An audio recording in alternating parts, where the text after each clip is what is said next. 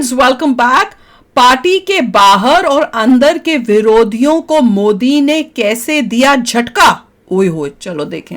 Video शुरू करते हैं। वीडियो शुरू करने से पहले अगर आप चैनल पर नए हो और आपने अभी तक सब्सक्राइब नहीं किया तो जल्दी से पहले सब्सक्राइब के बटन और बेल आइकन को क्लिक कर लो ताकि आपको हमारे सारे न्यू वीडियोस के नोटिफिकेशन मिल जाए जैसे हम अपलोड करें। अगर आपको वीडियो पसंद आता है प्लीज लाइक एंड शेयर। चलिए शुरू करते हैं। देखो, पार्टी के बाहर तो बड़े होंगे ऐसे, क्योंकि अब विपक्ष जो है वो तो उसको तो बड़ी तकलीफ हो रही है। वो तो अलग अलग केसेस में फंसे पड़े हैं। उन्हें पता है जब तक मोदी जी हैं, बीजेपी है पावर में, हम तो बुरे फंसे हुए हैं। कभी भी जो तलवार लटक रही है ना कोर्ट केसों की, वो कर देगी हमारा काम तमाम। अब अंदर भी देखो, सारे बीजेपी के लोग तो होंगे नहीं वैसे जैसे मोदी जी जैसे कि अपने देश के लिए काम करना है। कई बैठे होंगे करप्शन वाले, तो उनको अब तकलीफ हो रही होगी कि भैया जो हमें पैसा मिलता था ये तो मोदी जी ने आके सब बंद कर दिया, हमारा धंधा बंद कर दिया। तो उस वैसे भी लोग अंदर भरे हुए होंगे, तो वहां वो कम होंगे पर होंगे, कुछ ना कुछ तो होंगे ही। तो अब मोदी जी ने क्या किया ये देखते हैं। वीडियो शुरू करते हैं।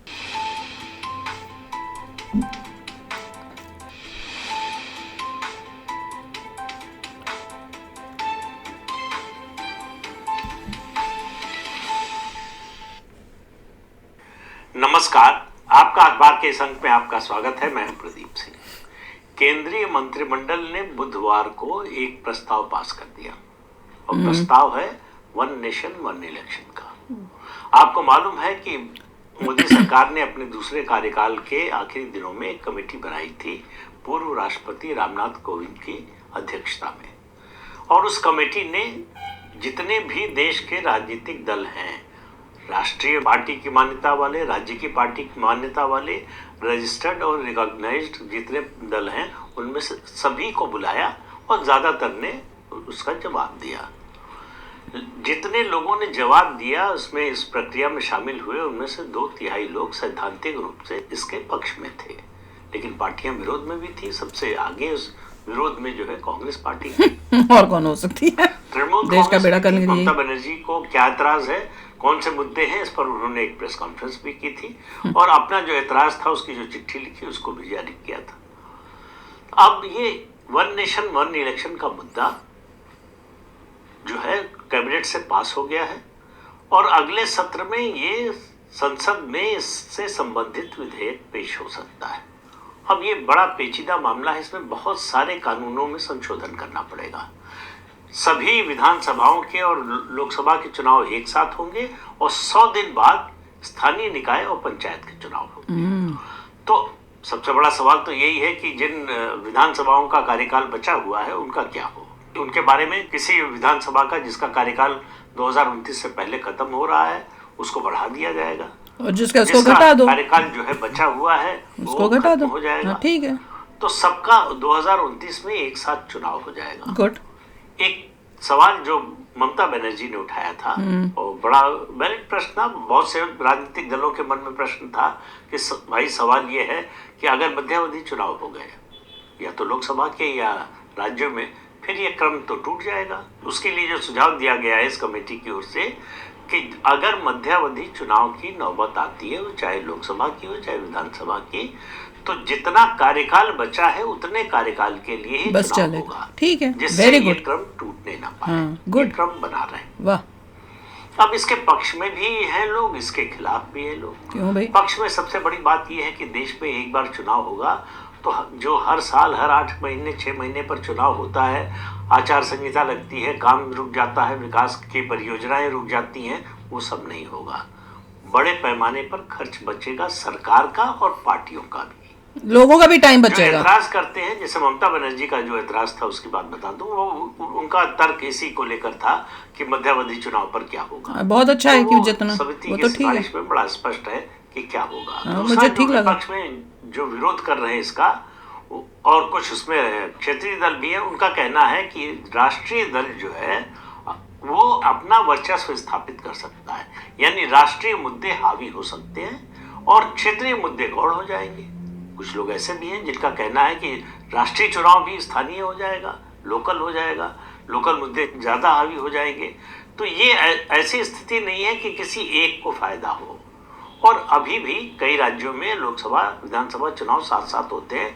2019 का उड़ीसा विधानसभा का चुनाव देखिए, बीजेपी ने लोकसभा में बहुत अच्छा किया, उसी चुनाव में विधानसभा में बीजू जनता दल ने प्रचंड बहुमत हासिल किया।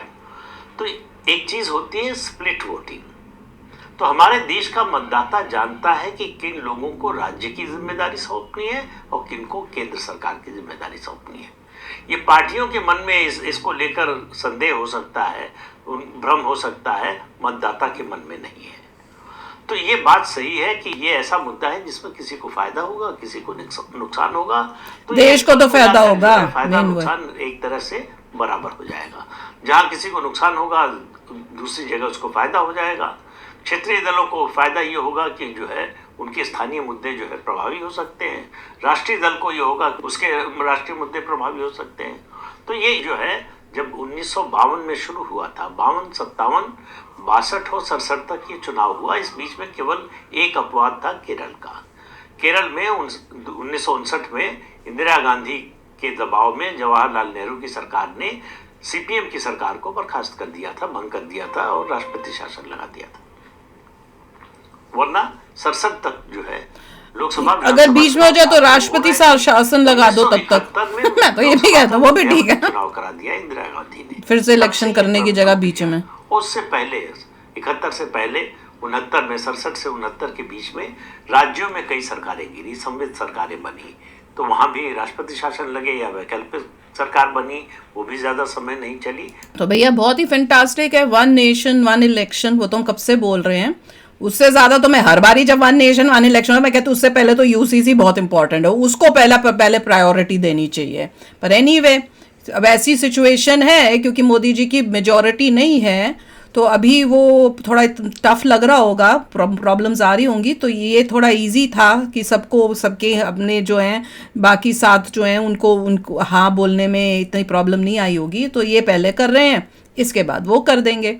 तो जैसे ये बोल रहे थे ना कि भैया अगर बीच में किसी की सरकार अगर गिर गई तो क्या करेंगे। एक तो है कि तुम बिल्कुल ठीक है कि उन्होंने ये किया है उसका सोल्यूशन कि आप जब गिरेगी तो उस टाइम इलेक्शन करा दो, और उस टाइम से लेके जब नेक्स्ट इलेक्शन पूरे देश में होने वाले हैं तब तक वो सरकार जो है वो अपना काम करेगी उस स्टेट के अंदर।